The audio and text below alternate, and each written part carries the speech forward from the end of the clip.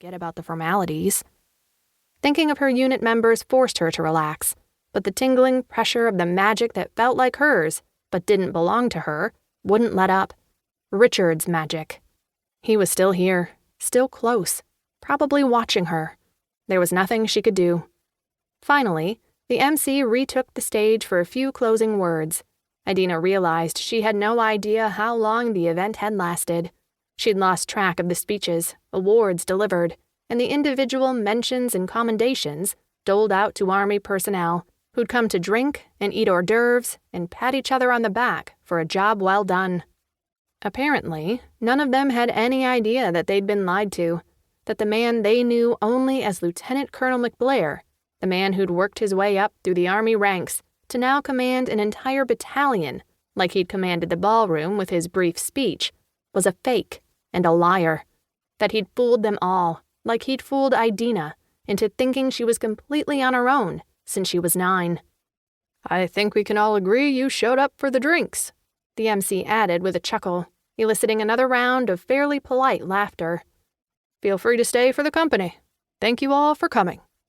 The microphone emitted a hollow thump as the man turned it off and left the stage to a polite round of applause. From speakers set around the ballroom, music started playing, but Idina didn't care what genre it was or if she recognized the artist, only that the added background noise made it a lot harder to hear what was going on around her. Richard could be anywhere right now. As long as I can feel all this energy that isn't mine, he's still here.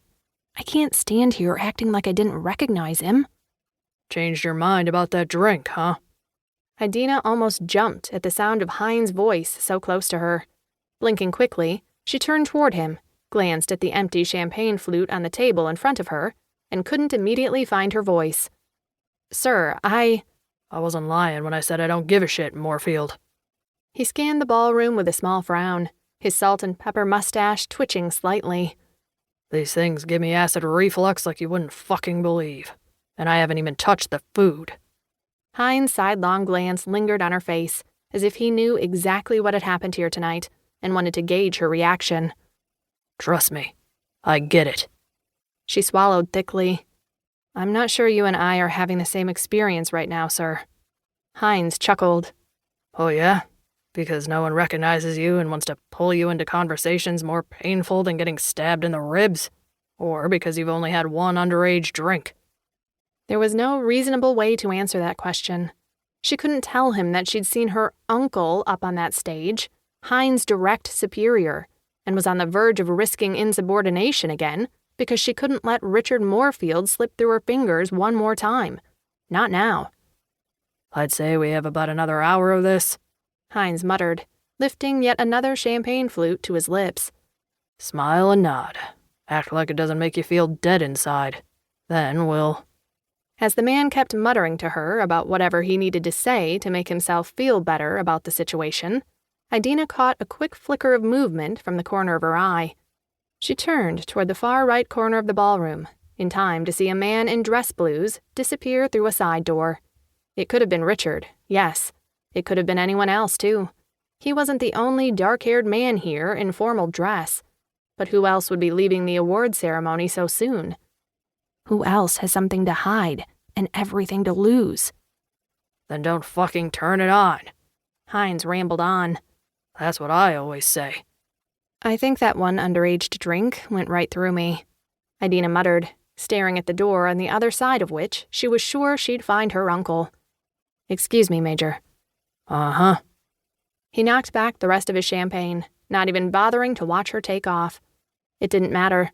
Idina was on a one-track mission of her own, and Hines was tipsy enough to keep focusing on his discomfort at a function like this and trying to avoid as much small talk as possible.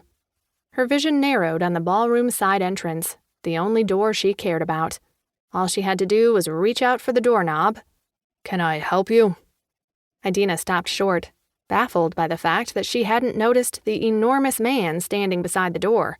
He was dressed in all black, clearly a civilian working as security, and could have doubled as Trunk's twin if he'd been 15 years younger. "I'm fine, thanks. Stepping out to get some air." She tried to get to the door, but the man stepped politely in front of her and lifted a hand. "I'm sorry, ma'am. This is a